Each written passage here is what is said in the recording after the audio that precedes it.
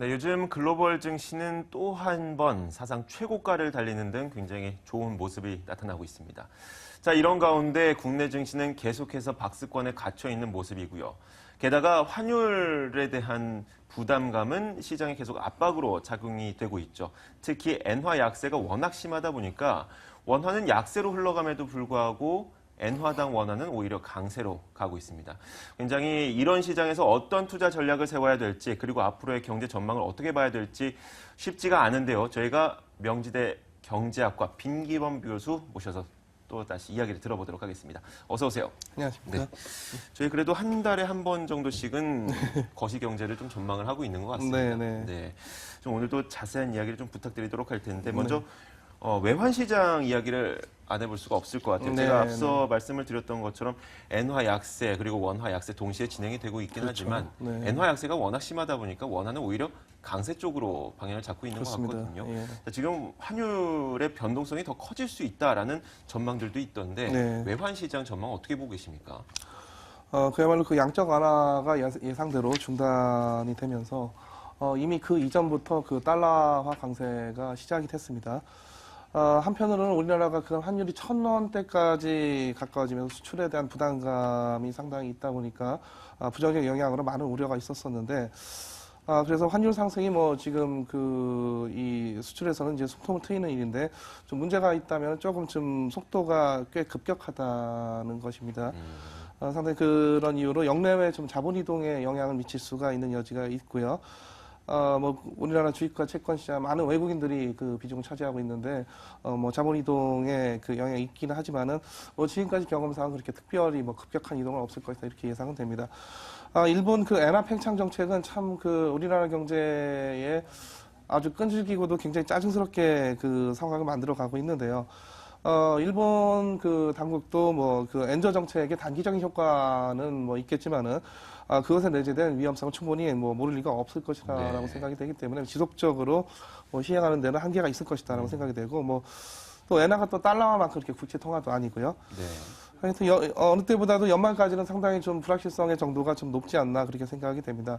미국이 금리를 인상할 것이냐, 또 지금 그 민주당이 국회 선거에서 지는 바람에 과연 네. 또 인상을 못할 것이냐, 또는 그 유럽의 그 양적 완화, 또 국내의 뭐 여러 가지 어떤 경제적인 문제들, 또 하나 그 북한의 여러 가지 도발 가능성이라든가 이런 것들도 외환시장 전반적인 변동성을 높이는 요인으로 아마 작용할 것 같다는 생각입니다. 알겠습니다. 자, 우리 증시는 지금 박스권에서 갇혀서 도무지 박스권 상단을 뚫고 돌파하지 못하고 있습니다. 이렇게 박스권 안에 갇혀 있는 이유가 단지 외환시장만의 문제는 아닐 것 같은데 네네. 어떤 이유들이 있습니까? 뭐 다양하다고 생각이 됩니다. 뭐 일단은 그 앞서 말씀드렸듯이 그 엔저도 뭐 좋은 영향을 끼칠 리가 없고요. 네. 뭐 나중에 엔저 정책이 뭐 실패로 돌아가도 그래서 일본 경제가 뭐 예를 들어 망가져도 뭐 그것도 역시 수출을 해야 되는 우리 입장에서는 뭐 그것도 별로 그다지 좋은 일은 그렇죠. 아니겠습니다. 네. 뭐 이래저래 소규모 그 개방 경제의 뭐 슬픈 현실이다 그렇게 보여지고요. 기본적으로 글로벌 시장의 경기 침체가 가장 그 관건이고, 또한 우리나라 삼성전자나 현대차와 같은 주요 대기업의 성과 저하가 앞으로 좀 개선될 것이냐, 이것이 이제 가장 또 중요한 문제 같고요. 대기업 성과라고 하는 거는 거기서 그치는 게 아니라 협력업체의 성과에도 영향을 미치고, 그 대기업의 그 임직원이나 그 투자자들의 그 소득에도 영향을 미치기 때문에 결국 또 소비나 저축에 상당한 영향을 미칠 여지가 있습니다. 물론 바람직한 현상은 아니지만은 지금 현재 우리나라 경제에서는 이런 그 대기업들의 영향력이 상당히 막대하고요. 기타 우리나라 그 부동산 경기 침체가 뭐 아직 그 여전히 지속된다. 그리고 또 가계 부채가는 점증적으로 또 늘어나고 있다. 또 하나 그 정부나 공공기관의 부채가 뭐 상당한 규모가 된다라고 하는 것도 역시 간과해서는 안 될 문제고, 이 북한하고 관계도 뭔가 좀 개선될 기미가 보이지 않는 것도 뭐 또 다른 적지 않은 위험 요소라고 생각이 됩니다. 네, 알겠습니다. 자, 우리나라에는 여러 가지 위험 요소들만 많이 산재해 있는 듯한 그런 느낌인데 이런 시장에서도 그래도 그 국내 증시가 어느 정도 활성화될 수 있을 것이다라는 기대감이 나타났던 어떤 재료가 한 가지가 있었습니다. 그게 바로 중국의 후강통이었는데요. 홍콩 증시를 통해서 이제 중국 본토 A 주식 가운데 뭐 많은 대기업들 그리고 굉장히 좋은 기업들의 주식을 살 수가 있게 됐습니다. 자, 이것에 대한 증시 영향에 대해서 좀 의견이 많이 분분한 것 같거든요. 네네. 실제로 이제 중국 A 본토 주식을 직접 매수를 할 수가 있다 보니까 예, 굉장히 예. 증시 활성화에 도움이 될 것이다라는 의견이 네. 있는가 하면 예. 오히려 아시아 증시의 어떻게 배정이라고 얘기하기는 좀 무리가 있을지 몰라도 아무튼 들어와 있는 그 금액의 규모가 한정이 되어 있다 그렇죠. 보니까 네. 중국 쪽으로 그리고 네, 홍콩 네. 쪽으로 돈이 쏠릴 수 나가게 있는. 되면 우리나라에서는 오히려 자금이 빠져나가는 효과가 있을 것이다 이런 의견들이 있는데 좀 어느 장기적으로는 뭐 쪽으로 그럴 가능성이 상당히 크다고 보여집니다. 교수님은 어느 쪽으로 좀 보고 계십니까?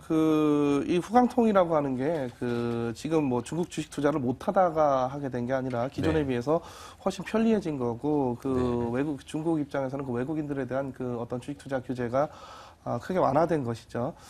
그래서 뭐 이전에도 중국 주식 투자를 하고 싶으면은 뭐 얼마든지 좀 과정이 복잡하긴 하지만 그렇죠. 좀 뭐 코스트가 좀 들긴 하지만은 할 수 있었었고요. 그렇다 보니까 지금 후강통 시행이 돼도 뭐 아주 급격한 자본 이동의 변화 양상 나타나지는 않고 있는데 지금 사실 그 후강통을 시행을 하면서 우리나라 투자자들이 중국에 직접적인 주식 투자를 하게 되는 걸로 우리가 얻을 수 있는 이득이라고 하는 거는 증권사들의 일종의 어떤 중개 거래 수수료가 네. 늘어난 이런 효과를 좀 거둘 수 있고 그 외에는 그다지 뭐 크게 우리나라 경제에는 직접적으로는 그렇게 뭐 영향 없을 것이다라는 생각은 되는데 아까도 말씀하셨듯이 지금 한정된 그 자본 내에서 결국 이제 그 자산 배분들을 하게 되는 거고 네. 훨씬 더 중국 시장에 대한 억세스 또는 어떤 접근성이라든가 그 코스트가 줄어들다 보니까 네. 중국 시장으로 좀 많이 그 자금이 쏠리게 되고 뭐 그런 차원에서 장기적으로는 그 한국이나 이런 그 신흥시장국에서 주로 앞으로 경제 성장세가 확연히 지금 예상이 되는 중국 시장으로 상당히 몰려 들어갈 가능성이 없지 않아 있다고 생각이 됩니다. 그렇다면 후강통 시행이 저희가 한마디로 표현했을 때 장기적으로 보면 오히려 우리 증시에는 안 좋은 영향을 미칠 수도 있다라고 보시는 건가요? 증시에 직접적으로는 좀 안 좋은 영향이 미칠 수도 있을 것이고요. 네. 그러나 결국 중국 경제가 성장을 한다는 의미가 되는데, 그렇죠. 중국 경제가 성장한다는 건 중국 경제 성장은 끝나는 게 아니고, 네. 그 주변국인 특히나 또 상당히 우리 경제력을 갖추고 있는 우리나라, 일본 같은 이런 국가들이 훨씬 더 많은 또 혜택을 볼 수가 있는, 그런 영역이기 때문에 또 뭐, 결국 다 정산을 한다면은 뭐 아주 뭐 긍정적인 효과가 장기적으로 있을 거라고 생각이 됩니다. 알겠습니다. 우리나라에서 자금이 빠져나가더라도 중국 경기가 활성화되면서 중국과의 교역 규모가 굉장히 큰 우리나라와 그리고 일본의 경제 성장에도 도움이 될 수 있을 것이다. 선순환의 고리가 좀 형성이 된다면 더할 나위 없이 좋겠네요. 맞습니다. 네, 알겠습니다. 자, 좀 시각을 돌려볼까요? 유럽 쪽으로 가보도록 할 텐데 계속해서 유럽에서는 이제 얼마 전에 드라기 총재가 비전통적인 통화 정책을 시행할 수도 있다라는 이야기를 하기도 했습니다. 이에 따라서 기대감이 굉장히 높아지고 있는데 제가 좀 정리를 해보니까 미국에서 양적 완화를 했던 부분은 바로 국채 매입과 모기지 담보보증권의 매입 아니었습니까? 그런데 유럽에서는 가능한 몇 가지 방법들이 국채 매입과 뭐 ABS 그리고 커버드 본드 매입 이런 것들이 얘기가 되고 있더라고요. 실질적으로 비전통적인 통화 정책이 필요하다라는 목소리가 굉장히 높은데 자, 지금 말씀드렸던 국채 매입, ABS 매입 그리고 커버드 본드 매입 이런 것들 좀 가능할까요? 어떻습니까? 뭐 중앙은행의 그 의향에 따라서 뭐 얼마든지 뭐 가능할 수가 있겠습니다. 네. 심지어는 상당히 글로벌 그 금융 경색이 심했던 경우에는 그 은행들이 보유하고 있던 이 부실 채권까지도 중앙은행이 매입을 해주던 뭐 그런 사례가 예전에 있었었고요. 뭐 얼마든지 뭐 여러 가지 종류의 자산들을 매입을 하면서 그 통화를 이제 푸는 그런 정책이 바로 양적 완화인데 뭐 이런 양적 완화 효과를 사후적으로도 사전적으로 평가하기도 어렵지만 사후적으로 평가하기가 상당히 좀 어려운 측면이 있습니다. 예를 들어서 지금 미국 양적 완화 중단됐는데요. 양적 완화 이후에 성장률의 변화가 예를 들어 없었다고 하더라도 네. 양적 완화 정책 효과가 없었다는 얘기인지 아니면 그 정책이 없었으면은 성장률이 저하됐을 것인데 그나마 성장률 저하를 막아주는 그런 역할을 한 것인지를 그렇죠. 식별하기가 대단히 어렵다는 우리가 것이죠. 인생을 두 번 살 수 없는 것처럼. 그렇습니다. 네. 예. 뭐 실험을 해볼 수가 네, 없다라는 그렇죠. 거죠. 그래서 지금 사후적으로도 미국의 양적 완화 정책이 과연 성공한 것이냐를 평가하기도 대단히 어렵고 사전적으로는 또 미래의 일이기 때문에 더더욱 그러네요. 그 정책에 대한 평가다 그렇게 생각이 됩니다.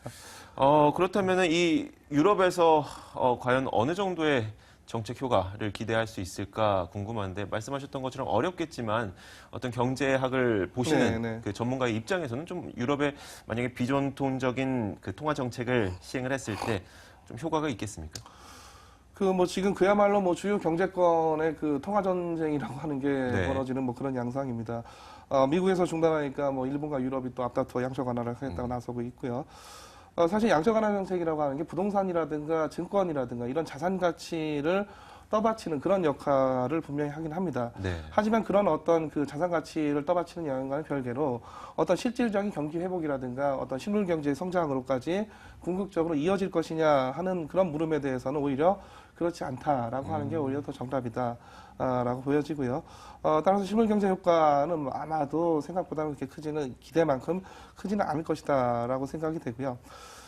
지금 또 우리나라가 유럽하고 또 무역을 하는 비중이 또 생각보다 그렇게 크지는 않습니다. 네.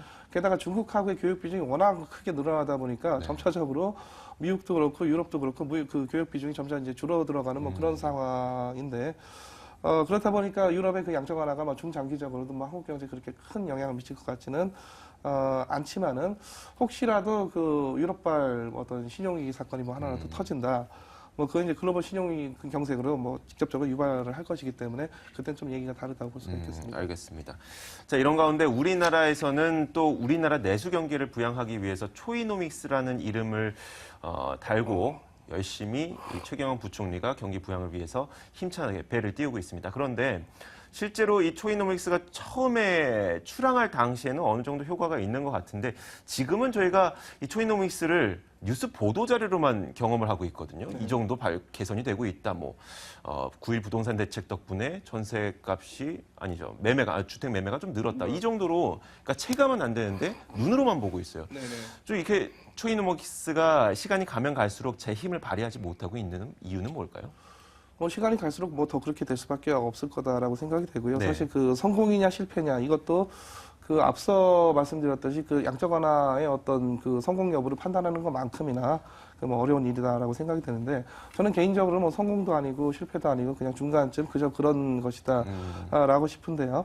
하지만 이제 그 일각에서는 뭐 결국은 경기 부양에는 실패한 거니까 뭐 결국 실패한 거 아니냐라고 하는 뭐 그런 의견이 있긴 하겠지만은 하지만 재정 팽창이라든가 통합 팽창으로 경기 부양에 성공을 하고 결국 경제 성장에 기여를 할 것 같으면은 국가가 경제 운영에 있어서 뭐가 사실 문제가 되겠습니까? 네. 그런 측면에서 그 기본적으로 자본주의 시장 경제이기 때문에 어떤 정부의 재정이나 통화 정책, 중앙의 통합 팽창 정책에 의존해서 어떤 경제 성장을 해보겠다라고 하는 것 자체가 기본적으로는 잘못된 것이죠. 경제 학계에서도 이런 그 어떤 팽창 정책에 그 실물 경제에 미치는 효과가 있을 것이냐도 상당히 논쟁적인 주제 중에 하나인데 네. 뭐 거의 없다라고 하는 게 뭐 거의 일반적인 견해라고 보여집니다.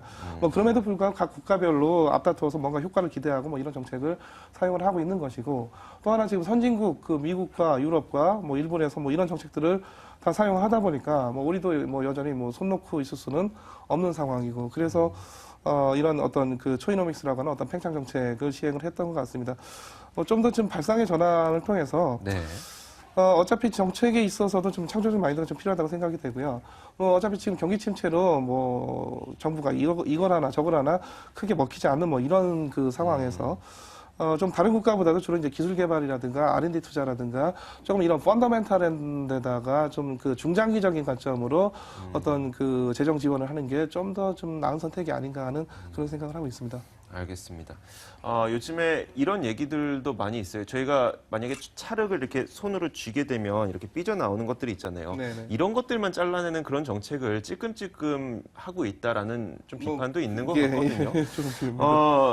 저는 이제 방송을 하는 사람이다 보니까 경제 전문가는 아닙니다. 그런데 제 입장에서는 좀 화끈한 정책이 나와준다면 경기를 부양하는 데 좀 도움이 되지 않을까라는 생각이 드는데 맞습니다. 그런 정책을 시도하지 못하고 있는 이유가 무엇이며 또 그런 화끈한 정책이 있다면 어떤 것들이 있을까요? 지금 그 재정 정책이라고 하는 거는 뭐 지금 거의 뭐 우리 세수 부족이라든가 네. 또 여러 가지 복지 수요라든가 뭐 이런 것들 때문에 거의 뭐 더 이상 뭐 확대한다는 것 자체가 또 다른 희생이나 부담을 수반하지 않고는 뭐 불가능한 뭐 그런 상태가 돼버린 것이고요. 지금 통화 정책은 우리가 그래도 2% 정도의 버퍼가 지금 남아 있기 때문에 뭐 잘만 활용하면은 또 금리 인하를 뭐 한 25bp씩 또는 뭐 50bp씩 낮출 수 있는 뭐 그런 여지가 조금은 남아 있다는 라고 생각이 돼서 아직도 여전히 금리 인하에 대한 기대감이 뭐 없어지지 않은 것은 뭐 사실입니다. 사실 이러한 재정 정책이라든가 통화 정책이라고 하는 거는 글쎄 아주 초단기적인 또는 단기적인 그런 효과가 있을지는 몰라도 적어도 중기만 가도 뭐 그 효과를 우리가 장담할 수가 없는 것이고 결국 우리가 그 코스트를 다 부담을 해야 되는 뭐 그런 정책들입니다. 네. 그래서 사실 뭔가 좀 우리 경제 전반적인 그런 어떤 체질 변화를 뭔가 추구할 수 있는 그런 정책들이 뭐 아주 지금 경기 상황에서 좀 강력하게 추진되기는 어렵다 하더라도 지금은 사실 경기 침체가 워낙 심하다 보니까 이걸 지금 당분간 요거라도 잠깐 거의 임시 미봉책으로 네. 뭐 해가는 그런 정책들이 지금 뭐 숱하게 지금 쏟아져 나오고 있는데 그런 것들의 비중은 좀 상당히 줄이고 조금 뭐 현재 바로 단기적인 효과는 누리지 못한다고 하더라도 좀 더 중장기적으로 우리 경제 전체의 어떤 펀더멘탈 그리고 어떤 경쟁력, 어떤 기술이나 지식 이런 것들을 좀 더 크게 확대할 수 있는 그런 쪽으로의 어떤 국가적인 투자가 이루어져야 되지 않을까 생각이 됩니다. 알겠습니다. 지금 워낙 소비자란다. 제가 말이 좀 잘못 나네. 우리 국민들이 경기가 침체가 되어 있다. 우리 살기 너무 힘들다라고 얘기를 하다 보니까 정부 쪽에서도 가만히 있을 수가 없고 맞습니다. 계속해서 단기적인 미봉책들을 내놓을 수밖에 없는데 자, 이런 가운데서도 교수님 말씀하셨던 것처럼 국가의 펀더멘털 자체를 끌어올릴 수 있는 R&D 투자라든지 뭐 중소기업에 대한 투자라든지 이런 장기적인 투자들이 필요할 것으로 보입니다. 자, 마지막으로 이제 올해도 얼마 남지 않았어요. 이제 한 2달도 채 남지 않았는데 이 남은 2달 동안 우리나라가 좀 어떤 경제 상황을 갖게 될지 마지막으로 좀 정리를 해 주시죠. 지금 여러 가지 말씀드린 대로 불확실성의 요소가 상당히 좀 많이 산재되어 있고 그 정도가 상당히 좀 높은 그런 상황이 아닌가라고 생각이 됩니다. 그래서 아마도 경제 성장률에 있어서는 아마 예년 수준보다 뭐 약간 정도 상회하는 정도의 수준으로 나타나지 않을까 좀 예상이 되고 사실 좀 성장보다도 지금 상당히 이제 고용의 문제가 이제 상당히 사회적 문제가 될 정도로 상당히 심각한 문제가 되어가고 있는데 뭐 앞으로 좀 이런 어떤 기초적인 그런 문제들이 뭐 연말까지는 뭐 상당히 좀 풀리기는 어려울 걸로 생각이 되고요. 그런 측면에서 사실 우리가 경제를 들여다보는 것 중에 가장 이제 명확한 나침판이라고 하는 게 주식시장인데, 네. 지금 지수가 그래도 2000 이하로 내려왔기 때문에, 뭐 연말까지는 뭐 여러 가지 경제 성과에 따라서 뭐 예전에 최고치 2100까지도 좀 상승할 수 있는 여력은 있을 수도 있겠습니다. 하지만 뭐 별다른 성과가 없어서 사실 1900에서 2100 정도로 왔다 갔다 하는 거라고 생각이 되고요. 네. 과연 이제 2100을 넘을 수 있느냐 하는 거는 뭔가 우리가 좀 현격하게 좀 변화가 있고 뭔가 크게 달라지느냐 하는 뭐 그런 문제인데 그거에 대해서는 조금 좀 회의적입니다. 그래서 특히 이제 주식 투자하시는 분들은 뭐 그런 점을 감안을 하셔가지고 좀 어떤 자산 포트폴리오를 구성을 할 필요가 있겠습니다. 네, 알겠습니다. 명지대학교 경제학과 빈기범 교수와 함께 거시경제 다시 한번 짚어봤습니다. 오늘 말씀 고맙습니다. 감사합니다.